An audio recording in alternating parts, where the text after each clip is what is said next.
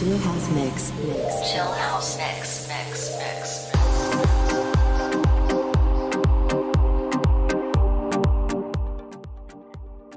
Jóvenes, ¿cómo están? Estamos una vez más en la asignatura de gramática quechua, ya con el tema número 2.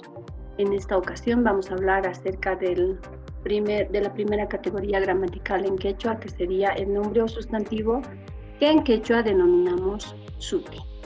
En este tema vamos a desarrollar los siguientes puntos: definición, morfología del nombre, clasificación del sustantivo, declinación del nombre o sustantivo y, por último, función del nombre o sustantivo. Comencemos entonces con la definición. El nombre sustantivo es una categoría gramatical con la que se puede denominar a las personas, animales, cosas, sentimientos o sensaciones y también actividades. Los nombres son unidades de pensamiento autónomas que reciben directamente la acción del verbo, admitiendo acompañantes de sufijos o adjetivos que concuerdan con él en género y número. Los ejemplos en quechua podemos decir huasi, que significa casa; huasinchis significaría nuestra casa; mozo huasinchis, nuestra casa nueva, ¿no? Entonces, ahí queda probado que pueden ser acompañados por sufijos o por adjetivos. Pasamos al segundo punto y hablamos de la morfología del nombre o sustantivo. El nombre en quechua se clasifica de acuerdo a su género y también al número. Género. La identificación de género se debe realizar de diferentes maneras en quechua. Como un inciso A tenemos género lexicalizado, kari. Aquí en esta palabra kari, que significa hombre, ¿no es cierto? Y warmi, que significa mujer. No estamos haciendo la diferencia como en castellano o a para referirnos a masculino o a femenino. Por eso es que se denomina género lexicalizado, porque existe un término específico para el género masculino y para el género femenino. Esto cuando hablamos de personas. Kari, por tanto, significa hombre; warmi, mujer. Cuando hablamos de los animales, lo propio. Debemos utilizar las palabras orco y china. Orco para referirse al animal macho y china para referirse al animal hembra. Entonces, si por ejemplo yo quiero hablar de gato, gata, deberé decir orco michi, china michi, ¿no? En algunos casos existen palabras propias para el macho y para la hembra cuando hablamos de los animales. Por ejemplo, si digo canca, me estoy refiriendo al gallo. Y si digo huaypa, me estoy refiriendo a la gallina. Cututu, conejo; jowi, coneja, ¿no? Pero también tenemos el género ambiguo. Para las cosas, el género en quechua es ambiguo, porque la palabra puede terminar en cualquier vocal y ser masculino o femenino. Por ejemplo, la palabra manca del quechua al castellano traducimos como la olla, ¿no? Luru, el coco, ¿no? Entonces, aquí no son las vocales los que determinan si es femenino o masculino. Titi, el metal; kiru, el diente, ¿no? Número del sustantivo. En quechua existe el número singular y plural. Cuando hablamos de singular, el número singular en quechua no cuenta con un sufijo específico, por lo que no hay ningún sufijo que indique el singular en quechua. Podemos mencionar algunos ejemplos: simi, que significa boca; perca, que significa pared; muju, semilla; ato, zorro, ¿no? Todas las palabras de los ejemplos están terminando en vocal o en consonante, pero no se le añade ningún sufijo a especificar que está en singular. De por sí debemos entender que está en singular. Cuando hablamos del plural, en quechua, esto se da de varias maneras. Tenemos el sufijo kuna. Este pluralizador es el más frecuente en quechua porque va a la palabra y pluraliza en forma similar a la S del castellano. Tenemos la palabra warmi, que significa mujer. Si agrego yo el sufijo kuna, tenemos warmikuna y significa mujeres, ¿no? Sustantivo. Algunas palabras en quechua se pluralizan repitiendo el término del singular. Yo tengo, por ejemplo, la palabra rumi, que significa piedra, y tengo la palabra rumi, que sería pedregoso, pedregal, indicando que es un lugar donde existe mucha piedra. El sufijo inti. Este sufijo indica que una persona realiza una acción en compañía de alguien más. Mamantinjamo, que se traduce al castellano como vino con su mamá más, ¿no? Lo cual indica que ya no está en singular, sino en plural, por lo menos de dos. Los sufijos inchis y también iku. En quechua estos dos sufijos pluralizan al pronombre de primera persona para indicar plural inclusivo y exclusivo. Nosotros tenemos, por ejemplo, la palabra ñoca, que significa yo en quechua, y con el sufijo inchis estamos diciendo ñocanchis, nosotros, que sería inclusivo. ¿Qué significa eso? Que está incluyendo se está incluyendo el que habla y los que están escuchando. Y cuando digo ñocaiku, la misma palabra ñoca, pero con otro sufijo, en este caso iku, se vuelve un plural exclusivo. ¿Qué significa eso? Que el hablante está dentro del plural, pero está excluyendo a algunos de los que están escuchando. Esa particularidad existe en quechua. Tenemos también el sufijo pura. Este sufijo pluraliza personas, animales y cosas de la misma especie. Si digo, por ejemplo, kari pura, entre hombres o solo hombres significa.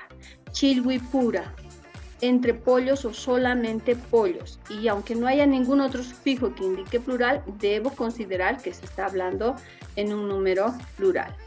Cuando hablamos de cosas, el sufijo pura, en vez de ir en el nombre como tal, suele ir más bien después del adjetivo que puede acompañar al nombre. Entonces, cuando digo una pura papaca, estoy diciendo la papa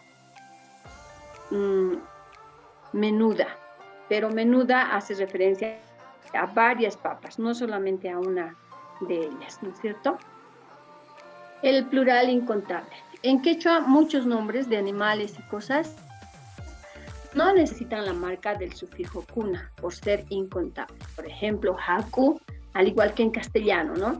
Yo no puedo decir una harina, dos harinas. Haku, de hecho, hace referencia a una buena cantidad de harina. Lo mismo papa. No puedo hablar de solamente un elemento que es una papa, sino que papa puede hacer referencia a muchas de ellas. Plural por numeración. Los números cardinales a partir de 2 también pluralizan a las palabras sin necesidad de agregar otro sufijo. Izcaihuasi, 2 casas, Tahuachua, 4 platos, ¿no? Finalmente, se debe mencionar que en quechua muchas palabras, por el uso, muchas de estas palabras son pluralizadas con la S del castellano, sobre todo las palabras que terminan en vocal. Aquí tenemos un ejemplo, la palabra warmi, que termina en vocal I, y tranquilamente puede pluralizarse con la S del castellano, warmis. Tengo la palabra puño, que termina en U, cántaro, y se puede pluralizar con la S, puños. Chay puñusta haiwamuay, pásame esos cántaros, ¿no? Entonces, por el uso está muy bien arraigado la S del castellano también en el quechua. Pasamos al siguiente punto, que sería la clasificación del sustantivo. En quechua, al igual que en castellano, los nombres o el nombre sustantivo puede clasificarse de la siguiente manera. Primero, Propios comunes. Propios cuando hace referencia a alguien en particular. Puede ser un nombre de una persona, en este caso, Anaka, que en castellano decimos Ana, pero en quechua por lo general se oye decir Anaka, ¿no? Sería propio. Y dentro de los comunes, Warmi, que hace referencia a mujer en un sentido general. Primitivos y derivados. Primitivo, tengo la palabra tanta, que significa pan, pero de esta palabra puede derivarse otra y podemos mencionar antaj, el panadero, ¿no? Luego tenemos también las palabras simples y compuestas. Como simple podemos indicar la palabra chaca y como compuesto podemos indicar la palabra inca chaca. Chaca sola significa puente. En cambio, Inca Chaca es el nombre ya de una localidad. Concretos y abstractos. Como concreto, un nombre de un animal al que se puede ver, al que se puede tocar, yo no Michi. Y como abstracto puedo mencionar el ejemplo Cusiqui, alegría. Individuales. Anaka, que hace referencia a una sola persona, y colectivo Runa, que hace referencia a varias personas. Gentilicios, Potoximanta, que da a entender de dónde viene o de dónde proviene cierta persona. Y patronímicos, que hace referencia a los apellidos que se pueden derivar en quechua de animales, de lugares, etc. Declinación del nombre o sustantivo. De acuerdo con algunos autores, el quechua debe ser analizado desde este punto de vista. Y vamos a empezar con el nominativo. ¿Qué es el nominativo? El nominativo es una forma básica de los nombres sin la adición de ningún tipo de sufijos. Por ejemplo, yo puedo decir tata, que significa papá o también señor. Genitivo. Indica el sufijo de posesión o relación de pertenencia entre dos elementos nominales. Y los sufijos que indican genitivo serían p o pa. En los ejemplos, por ejemplo, que tenemos en el texto, Tataj Wasin, la casa del señor o la casa de papá. Entonces, p se traduciría como de, ¿no es cierto? Y si digo, si paspa maman, la mamá de la señorita. Los dos elementos nominales serían tipas y mama, y en el primer caso, tata y wasi. Y estos genitivos están haciendo referencia a la relación de pertenencia entre ambos elementos nominales. Dativo. Indica el benefactor de la acción del verbo conocido como complemento indirecto y es el sufijo paj. Mamá y paj, antata rantini. Compré pan para mi mamá, ¿no? Entonces, paj se traduce como para. Acusativo. Este sufijo indica la persona, animal o cosa donde recae la acción del verbo. El sufijo ta también, además, es marcador del complemento directo. Mikunata munasanko. Quieren comida. Y como podemos ver, aquí el sufijo ta no tiene ninguna traducción al castellano. Solo está ahí como marcador de complemento directo. El vocativo se llama vocativo a las personas que sirven para invocar, llamar, nombrar a una persona o cosa personificada cuando nos dirigimos a ella. El vocativo puede ir al principio de una oración, en medio o al final y se separa con comas. Aquí tenemos algunos ejemplos. Imainaya, Juana. El vocativo sería Juana y está yendo al final. Tenemos este otro ejemplo, María, Hamui. María sería el vocativo, separado con coma y completamos con el verbo. Y finalmente tenemos Imata Ruasanki Wawai. Wawai sería el vocativo y en este caso está yendo al final de la oración. Tenemos también el ablativo. Es un caso gramatical que indica las circunstancias del lugar, que en quechua se representa con el sufijo pi, circunstancias de modo, que puede ser representado con el sufijo manta, y circunstancia de causa, que puede ser representado con el sufijo raigo. Y también podemos agregar algunos otros más. Como ejemplo, podemos mencionar Wasimpi Puñusajku. Dormiremos en su casa, que indica lugar. Urumanta Ruaspe casa. Está hecho de barro, indicando el modo.